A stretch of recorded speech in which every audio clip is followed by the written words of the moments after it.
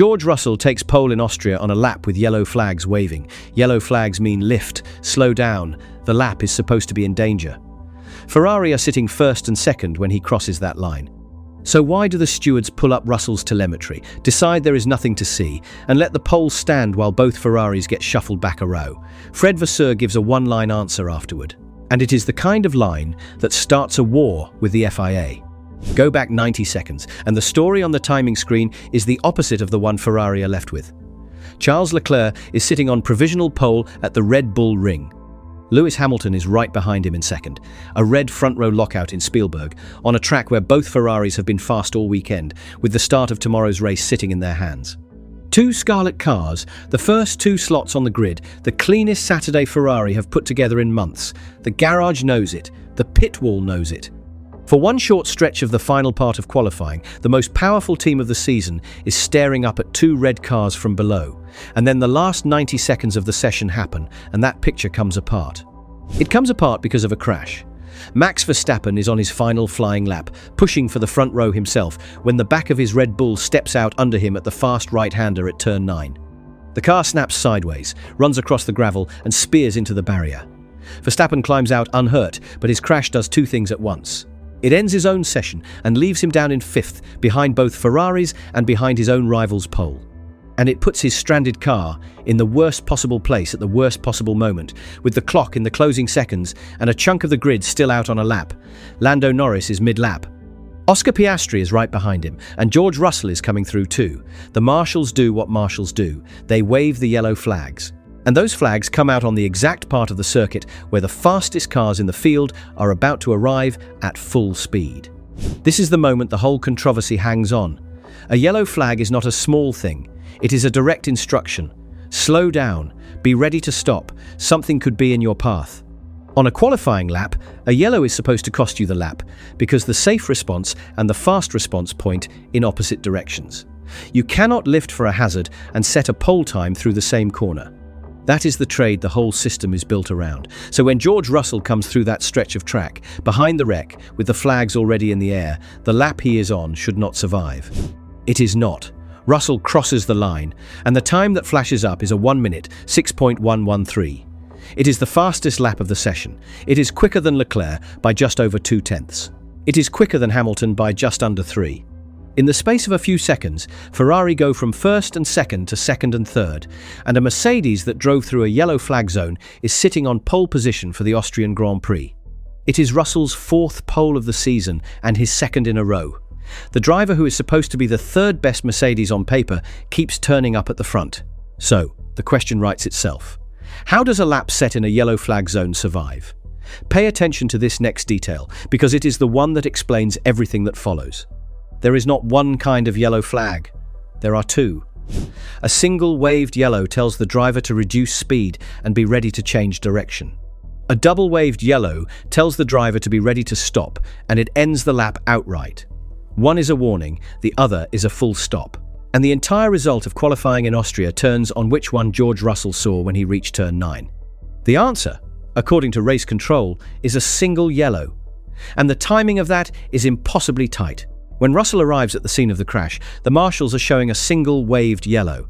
The flag does not escalate to a double yellow until 22 seconds later, by which point Russell is already through the corner and across the line. So in the version the stewards are working from, Russell met the milder flag, the one that demands a lift but not an abandoned lap. Antonelli, a few seconds behind him, ran into a different flag entirely. That 22-second gap is the difference between a pole position and a thrown-away lap, and it is pure chance who lands on which side of it. The Mercedes pit wall is ready for the challenge before it even lands. Race control flags a possible yellow flag infringement against car 63. The stewards call up the telemetry, and here is where the case against Russell runs into a wall. The data shows he lifted. He came off the throttle on the approach to the corner, gave back time he could have kept, and still had enough lap in hand to beat two Ferraris. The stewards review the trace and decide there is nothing to answer. There is no investigation, no penalty, and the pole stands exactly as the timing screen shows it. You would think someone in the Ferrari garage would have an answer to that.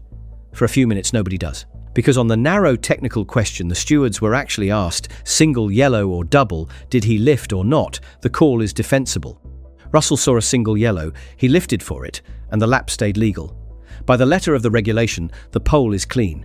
So yeah, not the slam dunk protest some people wanted. But the letter of the regulation is not the whole story, and this is where the case Ferrari are quietly building starts to take shape, because there is a second driver in all of this. And what happened to him is the part that turns a dry, technical ruling into a genuine grievance. That driver is Kimi Antonelli, and he is not a Ferrari. He is Russell's own teammate at Mercedes. People thought they had the full picture of this session the moment Russell's time popped up. They were wrong. Because Antonelli is the part of the story that reframes the whole thing. He's on track in almost the same place at almost the same moment, a few car lengths back, on a lap that is shaping up to put him on the front row. He is running around 1/10 of a second off Russell's pace, by his own reckoning close enough to have made the top two. He arrives at the same crash, the same corner, the same closing seconds. And he makes the opposite choice. He reads the flags as a double yellow, lifts hard, and throws the lap away completely. Afterward, he says it plainly. He thought it was a double yellow, so he aborted, and he missed the front row. Sit with that for a second. Two Mercedes drivers, the same hazard, the same corner, the same fraction of a second. One reads it as a warning and keeps his foot in enough to take pole. The other reads it as a full stop and bins his lap into fourth. The flags were apparently clear enough for the stewards to wave a protest away, and confusing enough that a Formula One driver looked at them and parked his own front row lap out of caution. Antonelli is not a Ferrari fan trying to make a point. He is the man with the most to lose, and he lost it by treating the yellow flags as serious. His own mistake is the strongest evidence Ferrari have that those flags were nowhere near as obvious as the final result makes them look. And that is the heart of why Ferrari feel hard done by, even though no rule was broken. The driver who treated the yellow flags as a real hazard got punished. The driver who treated them as a suggestion got pole. The system did not reward the cautious read, it rewarded the aggressive one. In a sport that spends every other weekend telling drivers that yellow flags are sacred, the fastest time of the day belongs to the man who lifted the least and lost the least. That was the warning sign sitting in plain view, and almost nobody clocked it in the moment. By the time the stewards publish their decision, the paddock has already split into two camps, and the team principals set the tone. Toto Wolff goes first, and he is not interested in defending the pole as a technicality. He frames it as a clean, smart lap. A single yellow, a lift of around 100 meters, Russell handing back about 1/10.5 for it, and still ending up fastest.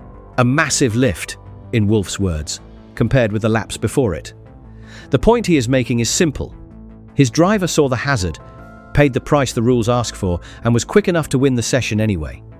The difference between Russell and Antonelli, he says, comes down to experience. One driver read the flags right and kept a fast lap alive. The other panicked and lost everything. Russell tells the same story from inside the car, and his version is the one that does the most damage to a protest. He says he saw the yellow, took a big lift into the corner, went in 5/10 up on his lap, and came out only 2.5 up. In plain terms, he is admitting the flag cost him real time. He went into that corner on course to beat the Ferraris by half a second, lifted for the hazard like the rules ask, and still came out the other side fast enough to take pole by a clear margin. That is the problem for everyone hoping for a penalty. The driver is not denying he saw the flag. He is saying he obeyed it and was simply quick enough that obeying it did not matter. Then Fred Vasseur speaks, and this is the line the whole thing has been building toward. He does not storm the steward's room. He does not lodge a protest. He says first that he is taking the positive, that Ferrari are second and third, that they are in the fight with Mercedes and have the pace for tomorrow. That is the disciplined, captain of the ship answer, and it is the one he leads with on purpose. But then he is asked about the flag, and the mask slips just enough. A pole set under a yellow flag, he says, is a bit strange. And then comes the sentence that is now being quoted everywhere. Very often, he says, the coin always lands in Mercedes' favor. That is not an accusation of cheating, and it is worth being straight about that. Vasseur is careful. He says outright that the team will trust race control and that he is not protesting the result. But what he said is heavier than a complaint about one lap. It is a man saying that the close calls, the marginal ones, the 50-50 rulings that could fall either way, keep landing on the same side of the table. And he is saying it after watching a provisional front row lockout collapse into second and third because of a crash his team did not cause and a flag his drivers did not control. If you are following Ferrari's side of this and want these breakdowns the second they happen, take a moment and subscribe. This story is still moving, and the next twist could land before the race even starts. And this is the uncomfortable thing the whole episode leaves behind. Under the rule as it is written, a quick enough driver can take a single yellow, lift for it, lose a tenth or two, and still keep a pole lap. The flag becomes a tax on the time, not a stop sign on the lap. Russell did exactly that, cleanly, and the result is a pole position that the sport's own marshals were waving caution at while it was being set. Nobody broke a rule. That is the point that stings. The rule allowed it, which means the next time a crash drops a car at the wrong corner in the wrong second, the fastest driver through the chaos can win the same way. And everyone behind him can do nothing but watch the timing screen and trust race control. Back in Italy, the reaction splits along exactly the same line. The serious motorsport press lands on a careful verdict. The pole is legal, but the situation is strange, and the regulations happen to fall Russell's way. That is roughly how the major Italian outlets frame it, treating the yellow flag as a controversy that divides opinion rather than an open robbery. The tabloid side is louder.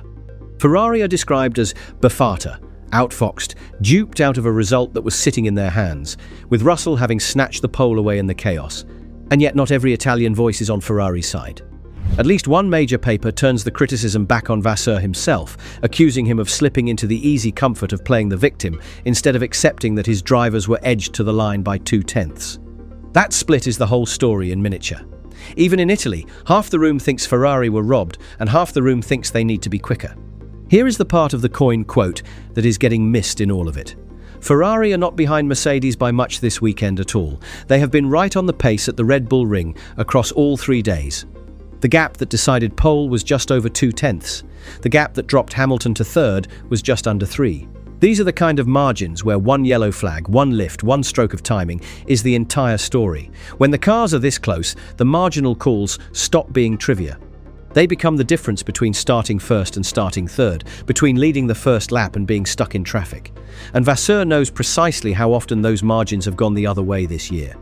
Because the context behind that coin line is a season Ferrari are chasing, not leading. Mercedes have run 2026 from the front, almost wire to wire. Antonelli leads the Drivers' Championship on 156 points. Hamilton sits second, 41 points back, still firmly in the title fight in his first year in red. Russell is third. As a team, Mercedes are clear at the top of the constructors' standings on 262 points, with Ferrari the nearest challenger on 190 and nobody else close. So when Vasseur says the coin keeps landing for Mercedes, he is not talking about one Saturday in Austria. He is talking about a whole year of being the team that has to be perfect, while the leaders only have to be lucky. And that is exactly why a Saturday like this one matters more than the grid sheet makes it look. Hamilton is the one chasing the title from inside the red car, and 41 points is a gap you close by, starting ahead of the championship leaders, not behind them. Pole would have put him on the front row with a clean run at the leaders. Instead, he starts third, with a Mercedes between him and the cleanest racing line, on a day his team thought it had done enough to be higher.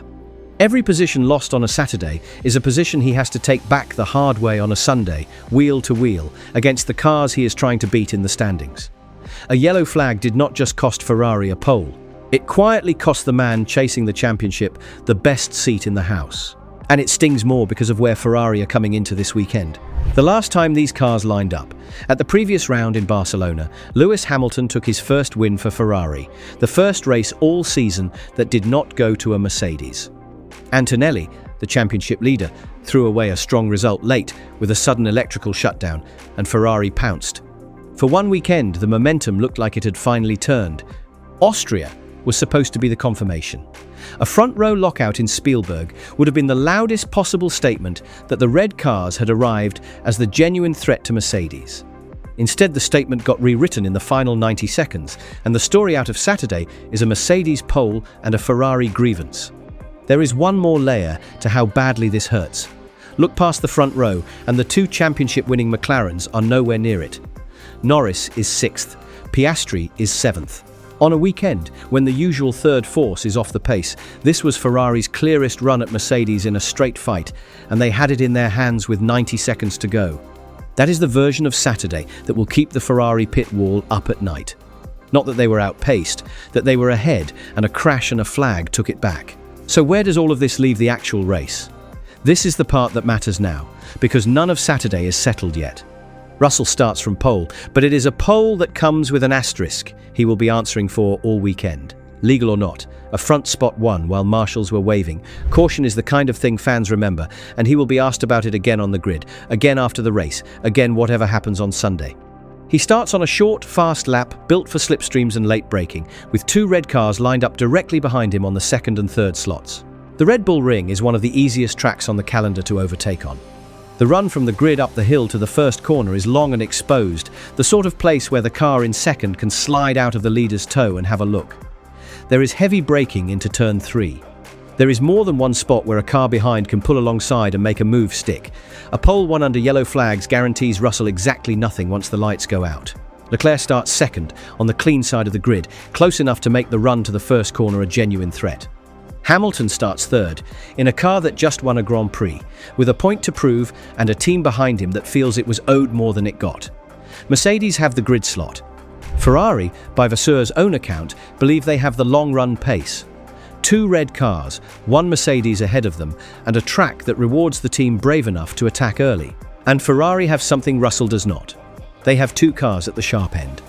Russell sits alone at the front, 1 silver car against a red wall, with his nearest teammate stranded back in 4th after that aborted lap.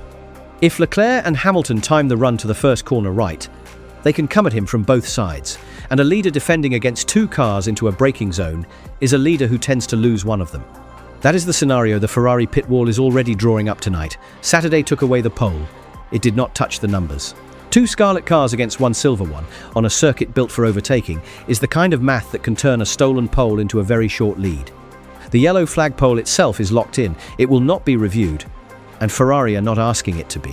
What is not locked in is what happens when the lift that saved Russell's lap on Saturday counts for nothing, and the only thing that decides anything is who reaches turn 1 first. Ferrari spent Saturday being told the rules were on Mercedes' side. Sunday is the one day the rules cannot hand anybody a thing. As of right now, George Russell is on pole in Austria. The stewards have closed the case, and Ferrari are starting 2nd and 3rd, with a grievance they are too disciplined to protest and too angry to forget. The coin landed for Mercedes one more time. Tomorrow, Ferrari get to find out what happens when there is no coin left to flip. If you want to be here when they do, subscribe now, and you will not miss how this one ends.